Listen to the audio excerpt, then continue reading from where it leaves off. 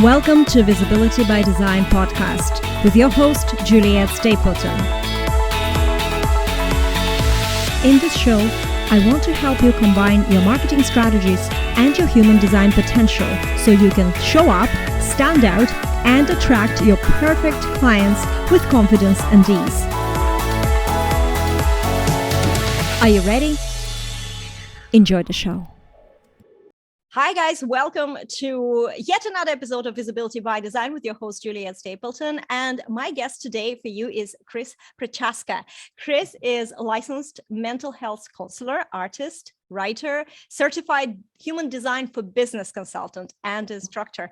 And actually a really awesome generator. I don't want to put a label on you. And I think that we can talk about it. So guys, if I go a little bit like crazy today, this is something that we call sacral drunk. Is that what's? Yeah, I call it being energy drunk. Energy drunk. Yeah, you got a little energy drunk. I love it because I'm already buzzing, and we've been talking for a few minutes. So I apologize if I, start like buzzing too much. But hopefully not. It's okay. This conversation is going to be great because, Chris, first of all, I love you're a certified human design for business consultant. So there's a lot of things that just up our street. It's visibility by design, online visibility, fear visibility, all these things. How can we lean into our strengths? How can we use, our types and even basic information that we get in the design and go deeper into, our own design, which is extremely empowering. But there's a thing when people start discovering human design, and I've discussed this with so many experts, and I would love to hear your take on this. It's all about like, I don't want to put myself in a box. I don't want to have another label on, and so there is sometimes a resistance in the beginning saying, well, so what, so what am I now projector? So like, sit and wait for invitations. What is your take on, how do you approach human design? Yeah, that's a really great question. So my background, as you mentioned, is as a therapist, and I, looked at lots of different personality systems. I mean, everything, right? From the DISC to Myers-Briggs to StrengthsFinders and the Enneagram, all of these different ways of looking at ourselves. And when I was introduced to human design about 10 years ago, yes, it was in 2012, so 10 years ago, one of the things that really struck me initially was, wait a minute, it's very complex, but also there was something about the way that it talked about energy. And that was the thing that I got right away, was that our design is basically a map of our energy. And so these words and the terminology and even the labels are really about how our energy interacts and moves, how we transmit energy and how we receive energy, whether that's our type or our strategy or our authority, the circuitry in the design, the different gates and channels, all of those different layers are really just describing energy. And so when we can look at the design that way and also understand that we are both that and not that. So when people introduce, they're like, oh, I'm a generator 5-1 sacral. And I remember, a couple of years ago, people there was a couple of Facebook groups that were like that. Everybody was just introducing themselves by their type. And I thought, well, that's great. But I was like, who are you besides that? And I think that when we start to look at design, and I think a lot of people have judgments about it. I know a lot of generators who go, well, I want to be a manifester. And first of all, I just have to say that I think manifestors should not be called manifestors. I think they should be called initiators. I think that is a much more descriptive term of what they are here to do and how they work. And because we have so much judgment around manifestors and manifesting. So even manifesting generators, there's a lot of, I just think so much of what we are looking at when we're looking at design is our own judgment and our own constructs around the words. And so when we can, again, come back to, oh, this is describing the energy that I'm transmitting, how I receive energy, and what that communication looks like. And if we take it to that level, I think we can get out of the terminology like, oh, I'm this or I'm that, because we are so much more than that. as well. What I want to really ask you is that how can you take being all these things and yet being, true to your unique design? How can you take that and not just in your own life, but take it into business and into online visibility? I work with a lot of generators, and you're a generator, and manifesting generators for, let's say, just these two types. And I find that, there is a lot of stumbling blocks when it comes to online visibility. What is it for you to be a generator in business? And what does it bring into business for you? That's a big question. That's an awesome question. I love it. Well, first of all, I do want to say something. I want to go back for just a second, and then I want to talk about this, because I want to go back to our language. I remember one of my really good friends, we had just met. Now we're really good friends. We were just discussing this person earlier, who is a projector. And one of the ways that we met was that she came to me and said, I was told I was a projector, and it was just sort of like, well, you just have to wait to be invited. And this coach, who, was very well-meaning and technically correct, right? Like, there's a technically correct. And when you look out in the world today, even waiting to respond as a generator, as our strategy, right? Waiting to be invited as a strategy for the projector. Yes, that's technically correct, but there's so many other nuances that are there. And so and I think the labels are helpful. I used to do diagnostic interviews for research projects when I was working more in straight psychology and research. And there is some help to give us those labels, because they do help us to understand. But again, we are way more than the label, and there's so many other nuances. So having said all of that, coming back to being a generator or manifesting generator in business, where we're told to wait to respond, but we're also here to work. So those whole ideas of like, well, just a 4-hour work week, or these very prescriptive things, even projectors are only supposed to work 4 hours a day. Ron never said that, there's nothing. So when we see these like very prescriptive things, I always cringe, because I go, wait a minute, it's, everybody wants the simple answer. Everybody wants like, just give me just tell me what to do. And there is no strategy outside of us. We are our strategy. We are the best strategy. Everything that makes up me as a 5-1 projector, sacral, with 2 channels and 3 centers defined and 6 centers undefined, everything, that is my strategy. So it's the synthesis of all of that. So me as a 5-1 generator in business, yes, I work with lots of generators and manifesting generators and other 5-1s or 5-2s or 1-3s, all of the different profiles, but we're going to do it all a little bit different. So even projectors, right? You're a 1-3 projector. So we have these aspects of the design that if we just take one thing, then I think what happens is like, oh, I'm that, and it's just this. And then we are often running to do something with that. And so, to answer your question more specifically, that was a very long-winded getting back to the point, which is, as a 5-1 generator who has a lot of projected strength, gates in my design and an undefined throat center, and the projection field of being a 5-1. So the 5th line is that projection field.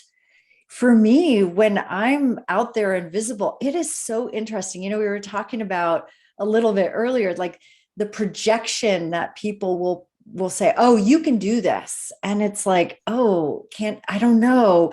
And the 5th line tends to be a little paranoid. We tend to be a little bit like, I don't know, is that really the right projection? I don't know. Is that really what I can do? Because, otherwise our reputation can suffer, and our reputation is everything. If we can't offer something that is of value, then we can get really, stuck to the sidelines. And so having worked with all of that for so many years, I'm starting to really understand how that works. I have tons of fifth line clients, and every single one of them struggles with, and myself included, with being out on social media.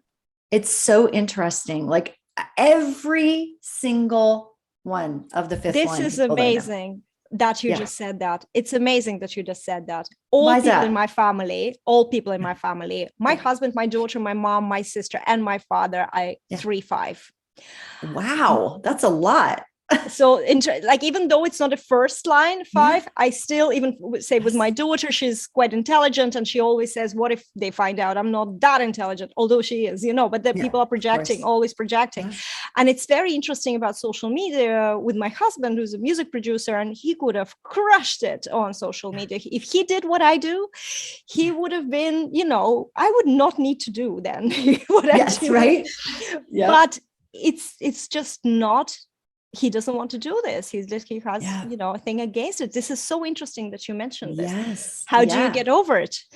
Well, I'm working on that. Actually, it's really, it's so funny. Last year I kept saying, this is so interesting, Juliette. This is how it works for me. This is being a generator who's sacral, who channels in business.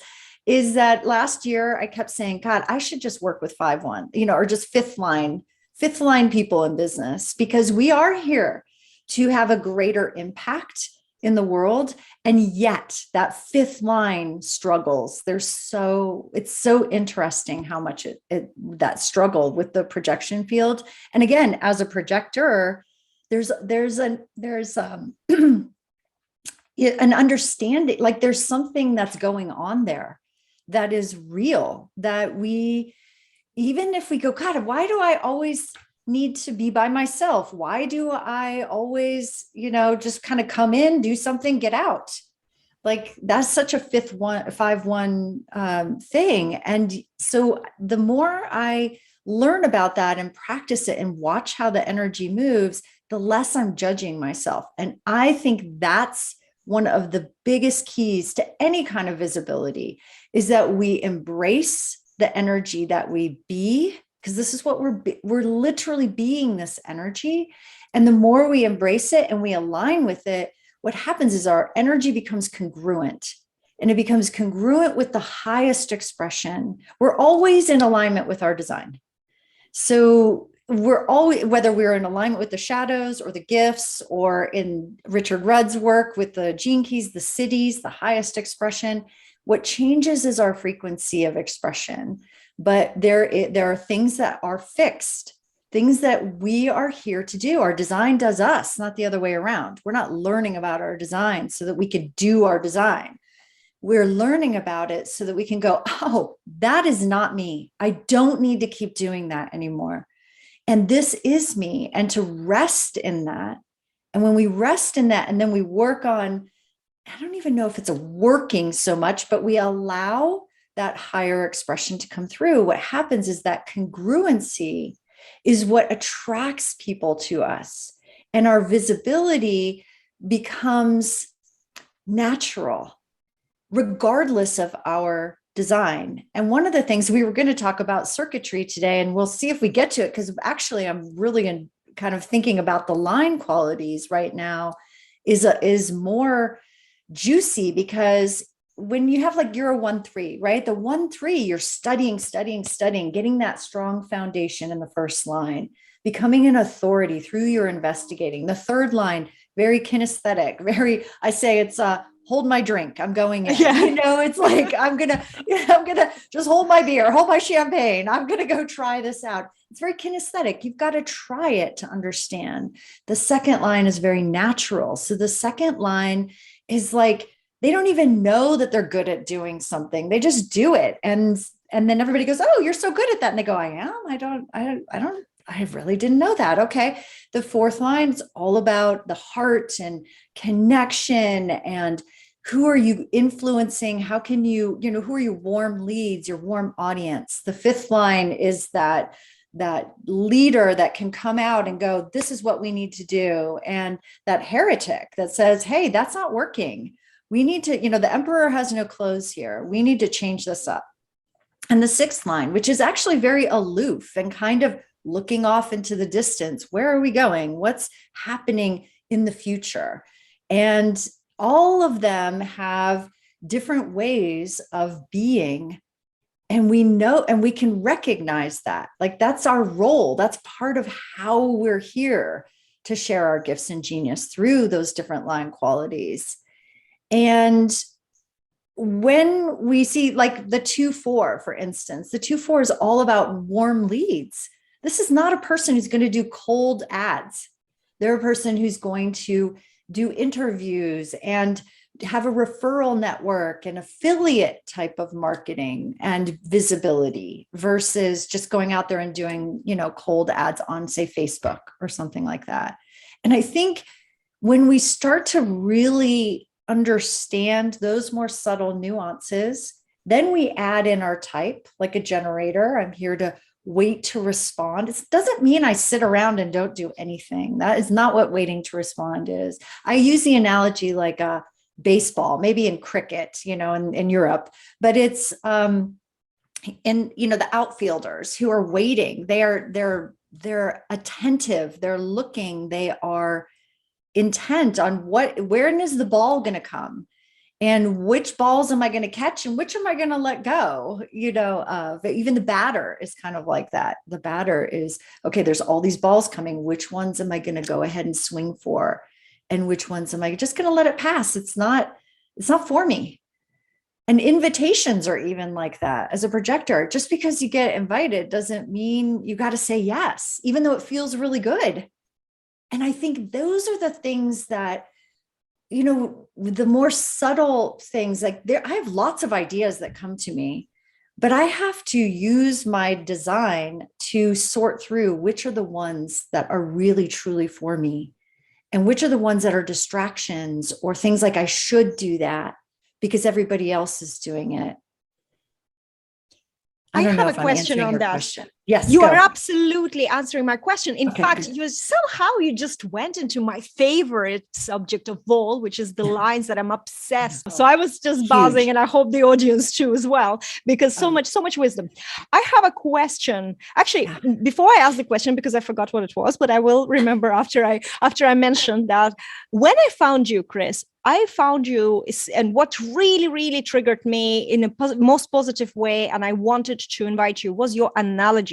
It was when you compared projectors waiting for the invitations to the angels. And if if I don't know what your relationships with, angels, but if you believe in angels, they come only when you call them. Yep. They don't knock at your door and, come in. Doesn't happen that way. You have to call them, and then immediately they're there. Yes. And so, when you said that in one of your videos on YouTube, it wasn't that it's an aha moment. It was just like something you always knew. And that made, then the whole wording about why you have to wait for the invitation, that makes perfect sense. Let's talk a little bit about fear visibility, and please feel free talk about the circuitry and bringing that into the conversation as well. And maybe starting with yourself, like the fear visibility. What are the biggest stumbling blocks, maybe for yourself, or you see generally in generators? Or so remember that what we're looking at in design is energy and how our energy flows. We have individual energy, right? Our individual design. We have partnership. What happens when you bring two designs together? You get a third design. Then you bring together 3 to 5 people. You've got a penta, you've got a small group. There's a dynamic that happens there. Then we start to multiply those small groups, and we start to get what are called OC16s or WAs. And we start to, and then it ripples out, and it's a hologram, fractal lines that just keep repeating and repeating until we've got the whole world and all of humanity. So just like we've got an atom or the building block of an element, or that we've also then everything repeats, and then we've got cells and, so on and so forth. So one of the things to remember when we look at circuitry, for instance. We've got lots of layers of circuitry. We've got circuitry that tells us what our type is. So, depending on the channels or not, if you're a reflector, you don't have any channels, you just have the gates activated. Depending on what we have activated, tells us what type we are. So there's that layer of it. And then we have another layer of circuitry that is, we've got individual circuitry, we've got tribal circuitry, and we have collective circuitry.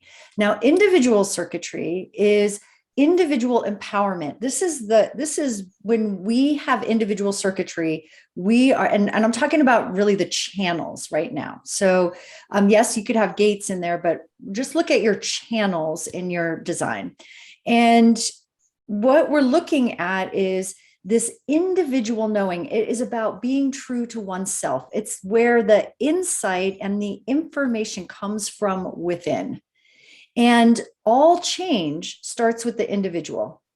No matter what we're talking about, whether we're talking about politics, or whether we're talking about religion, whether we're talking about gender, education, one person says, wait a minute, this is not working. This is usually it's probably a 5-1. And then we're like, hang on a second, this isn't working. What are we doing here? Why do we keep doing it this way? Well, then that ripples out. It's kind of like a bullseye, right? So we've got this individual who says, wait a minute, things aren't working. Now, remember, just think about this in terms of speaking and visibility, right? So we've got this individual who says things aren't working. Well, that ripples out to the tribe, and the tribe is the family. The tribe is, could be your business or your colleagues. It could even be your community, fairly, small, but definitely larger than you as an individual. And the tribe is inherently suspicious of the individual because tribal energy and tribal circuitry is all based on a bargain. Hey, you fit in, you do what we want you to do, and you don't rock the boat, and we'll make sure that you're clothed and fed and that you belong and that you have shelter and you're part of the group and you'll be safe, which goes back to a very primal part of our brain that says, okay, well, as long as I'm in a group of people, I'm safe, right? So the tribe really relies on that. Just think about religion and education and cliques and fashion. I mean, everything that says, okay, you're part of us or you're not with us, right? Gender. So we've got this individual is like, wait a minute. The tribe says, I don't know, no. And then we've got the collective circuitry, and the collective circuitry, right, from the tribe, it ripples out. So if the tribe says, ooh, that is a good idea. Ooh, we do like that. Then it'll start to ripple out. Think about someone like Brene Brown, right? She does all this amazing research on vulnerability, shame, incredible work, right? She does a TED Talk that goes viral, right? Like on a topic that most people don't want to talk about. And now she's like a household name. That's what in most countries that know about that are, obviously like probably not the third world countries, but this is an individual who had a message that the tribe said, yes, we will take this. And then it went into the collective. Okay. So the collective is inherently suspicious of the tribe because it doesn't like those bargains. Look at here in the US. I mean, and I think this is true everywhere in the world. We've got different political factions, and it's sort of like, oh, well, those people, sort of like the collective goes, oh, well, those people over there, or those people over there. So there's this really interesting dynamic that's happening on a whole, like this whole energy is moving. So if you have a lot of individual circuitry, and you're afraid to reach out because the tribe tends to go, no, we won't like you. There's something that can really happen there. And the person who has that individual circuitry might be like, it's too scary. I'm always, people don't like what I have to say, or they, like I get punished for it. Think of the black sheep in the family who's always like, wait a minute, the family is not doing great. My daughter and I were just watching Encanto, a Disney movie. It's out right now. It's on Disney Plus, and it's like that. This is the black sheep of the family who says, "Wait a minute, not everything is perfect here," and what happens with that. So as an individual circuitry can be kind of scary because again, the tribe says, "Wait a minute, you don't do that." And then the collective circuitry is like, oh, I'll get it out there and I can get that message out there. So I think that when we start to look at circuitry and when I'm looking at my clients' designs, I'm like, what kind of circuitry is going on here? What kind of trauma? And it doesn't always have to be a capital T trauma, like massive trauma. It can be that developmental trauma, which we call conditioning in human design.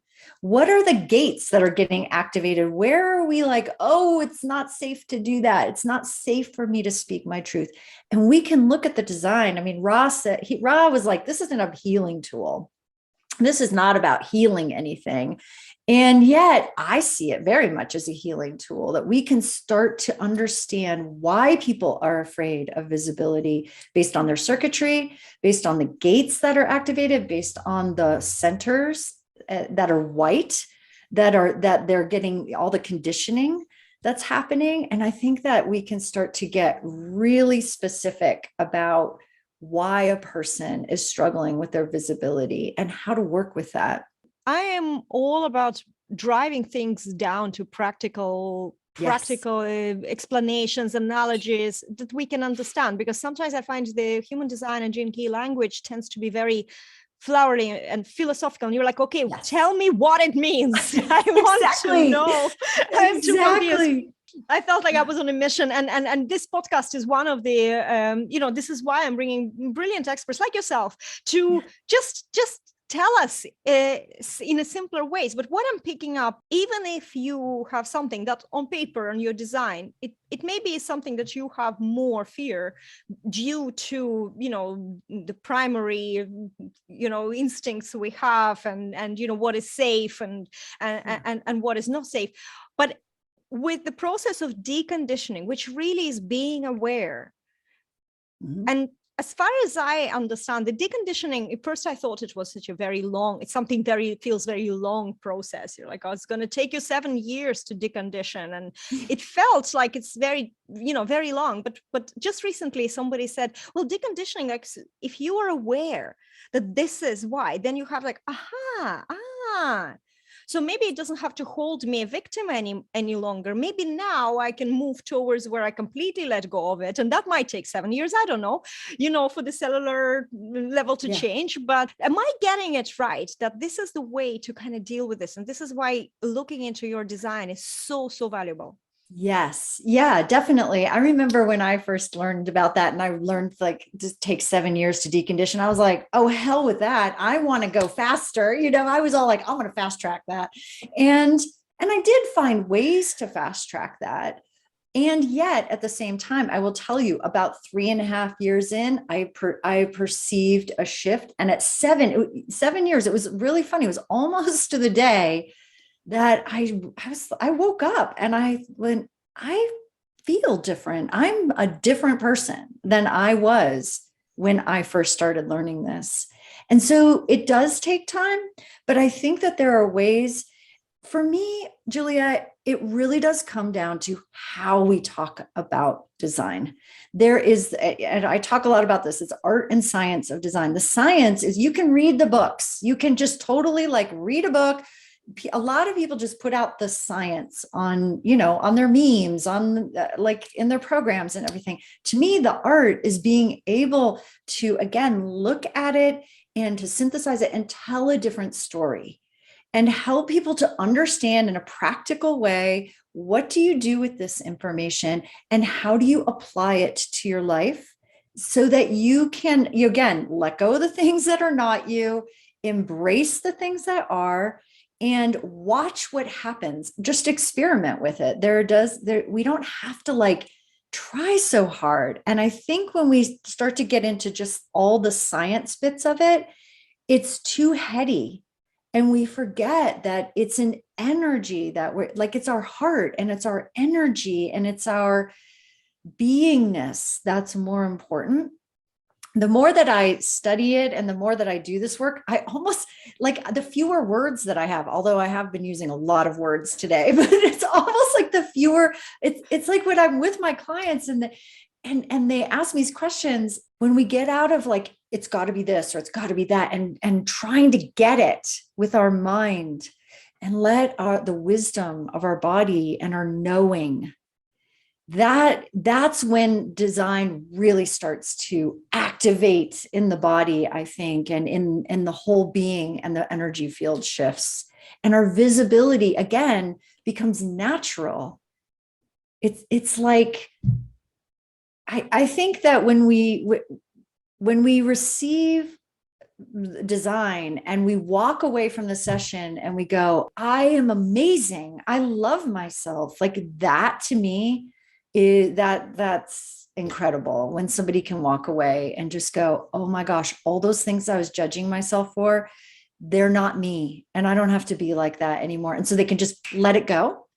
And then, of course, there's the time that it takes to integrate this. That's really what the 7 years is. We get activated when we start to read about our design. And then that activation takes root and it takes hold, and we literally start to sift through things and our energy changes. And then there's a day we wake up and who we were just doesn't even, it's like, oh my God, that's so interesting. I used to feel like that, but I don't anymore. It's the paradox. It's embracing paradox. That is the magic of design. That's the art, is embracing the paradox of design. We got to label it so that we can understand it.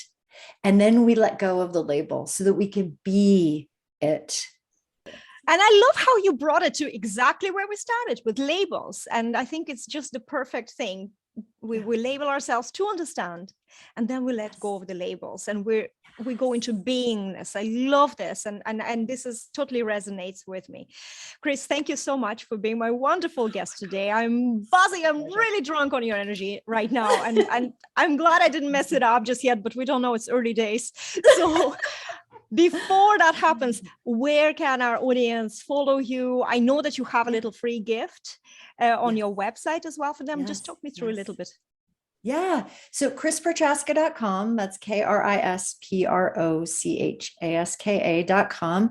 And I have this clarity visualization session. And then which is really, people love this thing. I loved making it. And it's really about helping you to get clear on that vision coming from within you and understanding where you might be trying to do something because you think you should, versus where is it really coming from with you and within you in alignment with your design.